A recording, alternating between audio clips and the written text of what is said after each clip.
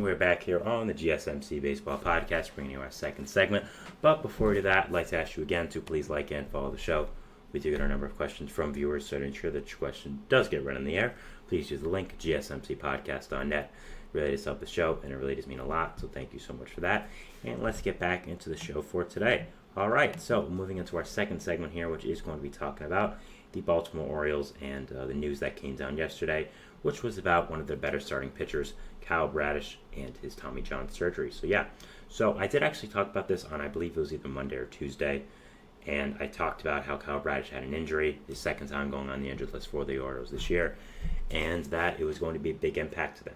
And during that, I theorized that he could potentially have Tommy John surgery or a more significant type of injury than what is being led on, because now that was his second elbow injury of the year, second time being placed on the IL that year, and a lot of times that means it's not good.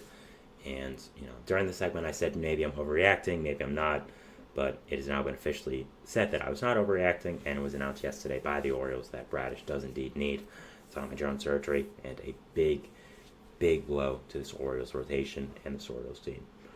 Bradish is a fantastic pitcher, one of the best pitchers in baseball last year, one of the biggest reasons why they were so good last year, and did end up becoming the first seed in the AL. So, very, very unfortunate news here for Orioles fans. I'm not going to say that it was totally unexpected. Like I said, I think once Bradish went on the injured list again with another elbow injury, it was kind of theorized by Orioles fans that, okay, it is possible that he is going to end up having to get another elbow surgery or another Tommy John, and obviously that was worst case scenario, but it did come true, and he is going to have that, and he's out for the season and probably most of next season for the Baltimore Orioles. So looking at Bradish's stats this year for the Orioles, they were very, very good. I mean, just a great pitcher he is. So looking at it, he had a 2.75 ERA in 8 games started for them. His K per 9 was 12.13. His K to walk ratio was 3.53, which is really good. Left on base percentage was 78. His FIP was 2.48, which was absolutely incredible. Barrel percentage was down from last year. Hard hit percentage was down significantly from last year. His expected ERA was 2.63. So was just having an absolutely amazing season by every stretch of the imagination. Peripheral said he was even going to get better from his amazing ERA already, which was under 3. So just a big blow to this Orioles team, and it's going to be interesting to see now where they go from here. So looking at this Orioles team right now, there still are some pitchers on this team that you do trust, you do think are good, but at the same time, no one up to a standard of Kyle Bradish, of course, other than Corbin Burnes. So right now, I would say the Orioles rotation is going to look like Corbin Burnes, Grayson Rodriguez, Cole Irvin, Albert Suarez, and then Cade Povich most likely.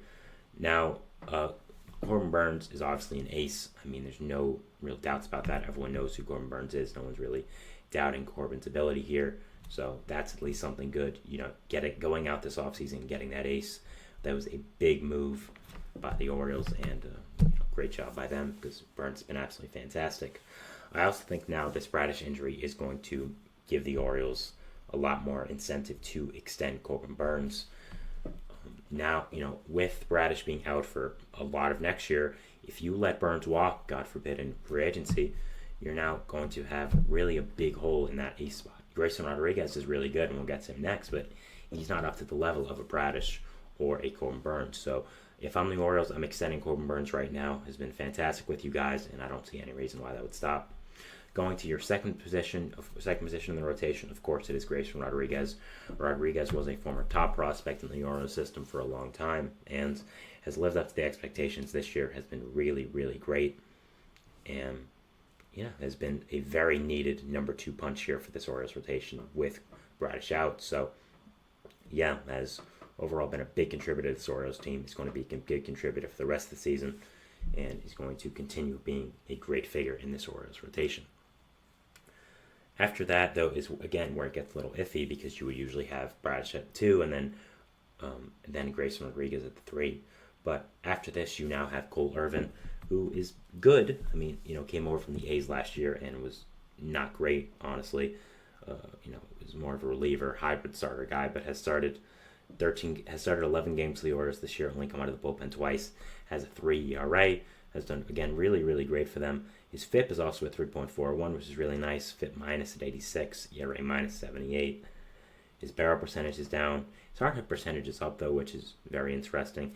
And his expected ERA isn't great. So Irvin, while he's having a good season, and right now is your Orioles number 3, I just don't think he can continue to be your number 3 if you want to go a long ways in the playoffs right now. Just does not look like a guy you want to rely on.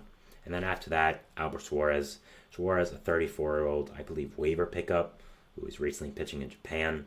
Hadn't pitched in the MLB since 2017 with San Francisco, but has been a godsend for the Orioles team. Has pitched in 15 games, started 8, has a 2.05 ERA, so has been absolutely fantastic. His FIP is 3.06, ERA minus of 53. His expected ERA is only 3.76, so overall, I mean, they're not even saying he's going to hit regression that hard. So Suarez has been an important part of the Orioles rotation, especially now with Bradish being out. He's going to get an improved role. And also Cade Povich, a guy who I talked about maybe a week ago whenever he was called up from the Orioles, who is becoming a big piece in this Orioles rotation. And yeah, it's definitely a big piece of this team. One of their top prospects in the organization. I believe he's top 10.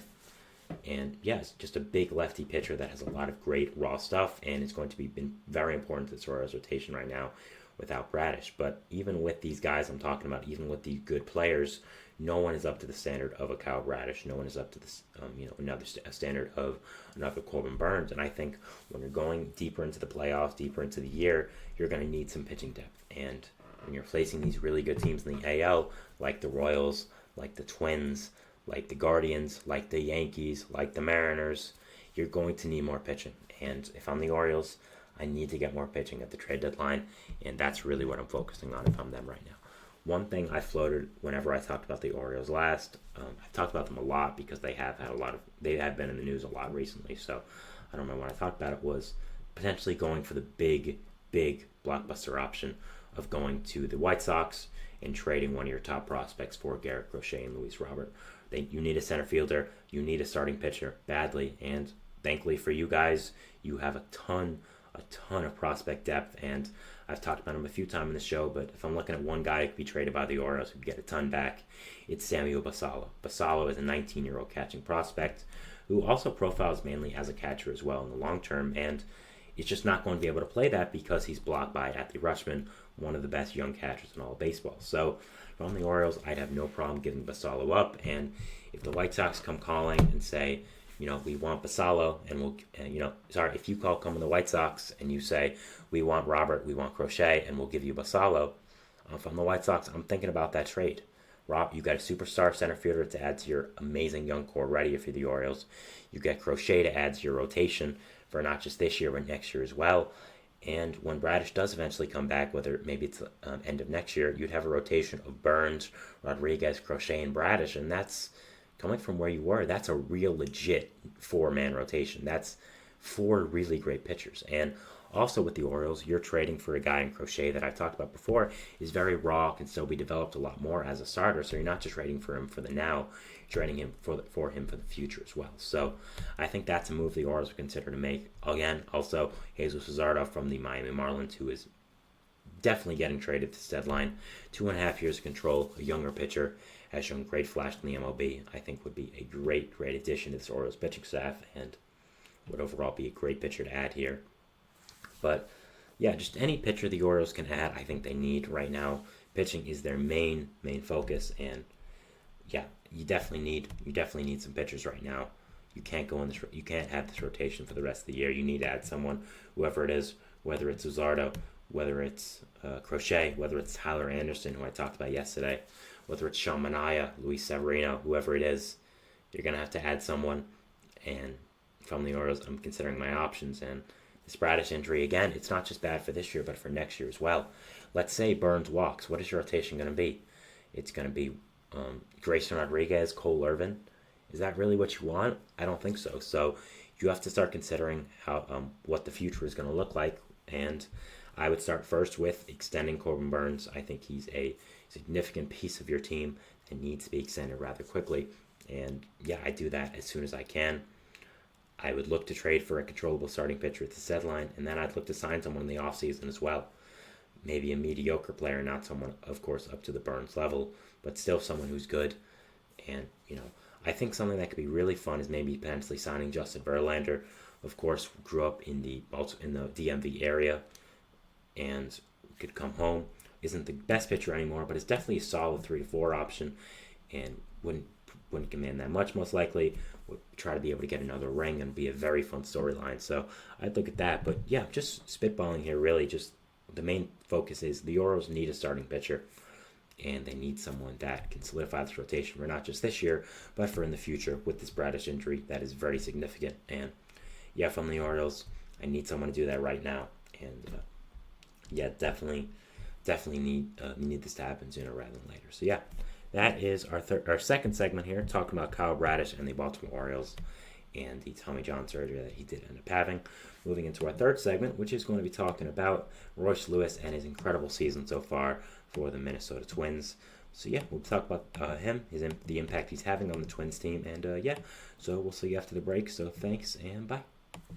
Looking for your daily fix of sports talk without having to pay for it? GSMC Sports Network is available on YouTube. Just search GSMC